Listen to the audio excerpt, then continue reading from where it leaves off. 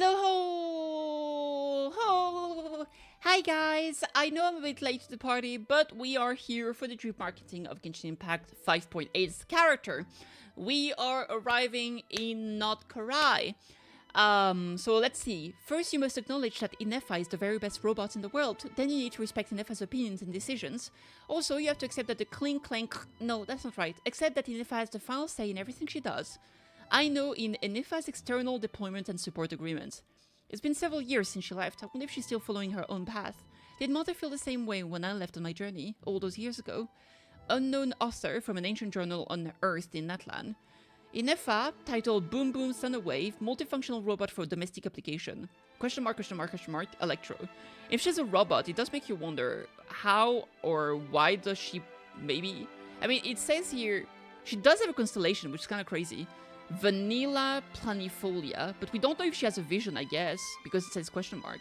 Anyway, looking at her, first of all, I think she looks really, really cool. I know a lot of people are very upset that she's like a robot because, oh, it doesn't fit with Genshin, blah, blah, blah, blah, blah, blah, blah. I'm not gonna have this debate again and again and again.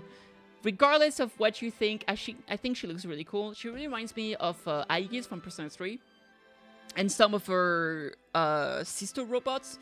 I think she reminds me, kind of like with the color specifically, of, was it Persona 3, Persona 4? Oh, you know what? Persona 4 fighting game robots? Wasn't there like a robot in this fighting game? Yeah, this girl. For some reason, she reminds me of her. Right there. Right? I'd say for some reason, but it's pretty obvious why. Her name is Labrise. Like, same hair color, lots of blue, lots of red, the white outfits, like, yeah. So she reminds me of her. Anyway, I think she looks great. I really like her design. I think it's very unique, and I really, really appreciate that. So yeah, there we go. So apparently she was found in Natlan, so I wonder if she's supposed to be a relic from the dragon technology. I feel like that's very likely. Maybe she's a very, very old robot from back then. I think she looks great. So yeah, there we go. I really like this. Now we can see like a weapon is like a saw blade thingy at the end, which is pretty cool. Very reminiscent of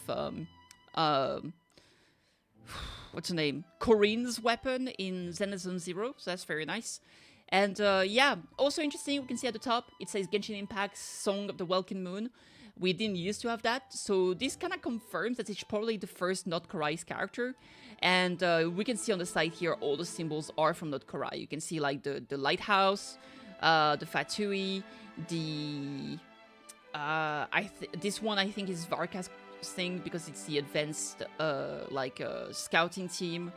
This one here, I'm not too sure what this is. I wonder if this has to do with like elves of phase or something like this. This one is definitely the druids. I don't know what this is either. Maybe like an academy or something. But yeah, very, very cool. Very, very pog. Let me open this up to see if they dropped another image when we can see the whole body, which I'm not sure. They did, right there. It's not that much better, but we see a little bit more, at least a close-up.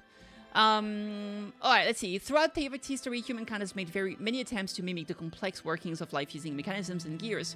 Jan's forge has still carved out the lands of Khaenri'ah, while the Lord Artificer ushered in a new age with clockwork contraptions. Perhaps to the eyes of some maniacs, humans themselves are no more than machines built of bone and flesh. If eternal gaze to creatures outside humanity, if the boundaries are drawn at creation beyond mere machinery, gods walked into the primordial sea, and sinners cast themselves into the abyss. While the ancient king of dragons engraved mind and soul into phlogiston, maybe it was done out of compassion or ambition. Perhaps even the pursuit of eternal sovereignty, or desire to rebel against fate. Compared to that supreme wisdom and power, this workshop is not but a patchwork paradise, coupled together by a lonely child. Compared to that magnificent destiny and design, Ineffa was created as the vessel for no such lofty expectations. At least on the eve of her reactivation, our purpose is simple, to serve as a companion. Alright, so no, absolutely not. She's not made by dragons. She was made by one person, which is very cool.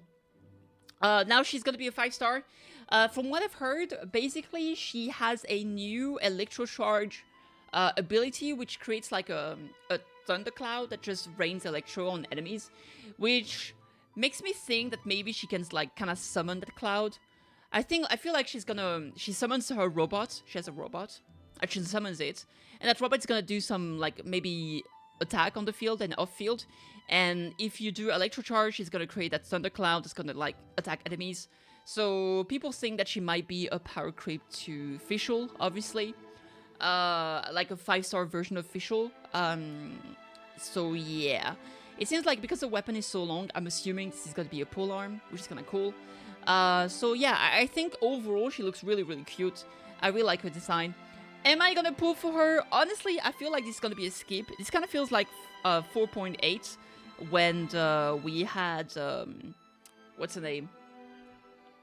Emily, where like I feel they're actually gonna be very, very strong, especially with future characters. But I'm not as excited for them that I'm excited for like the 6.0 characters. Like, man, I don't want to pull for this character when we're literally gonna be getting a new region. We're gonna be getting maybe some factory being playable. Like, some people are excited for Dottore, some people think Capitano is gonna come back. I'm personally very excited for Colombina. That's who I'm waiting for. Maybe Bantalone. There's a lot of things happening in nod-krai, and I think we're gonna get some massive characters. Maybe even Varka is gonna be playable. So I feel like personally I might save. I feel like I have to. It does make me wonder because every single like, you know, like patch we're supposed to be getting an Archon. Who are we gonna get in nod-krai? Maybe is Colombina gonna be the Archon level character? I have no idea. Anyway, I think she looks great. If I pull for her, like if she's a very good support, maybe I'll just wait until a rerun. I'll try to get her copy then. But yeah, let me know what you guys think. Are you excited for her? Is this finally the end for Fischl? Are we finally getting an upgrade compared to a side grade like, you know, what's her name? Yaemiko. Is this it? Let me know. Are you excited for, you know, her new special effect? The upgrade to Electro Charge, basically. Leave me a comment down below. Like, subscribe if you enjoyed the video. And I'll catch you on the next one. Cheers, guys. Bye.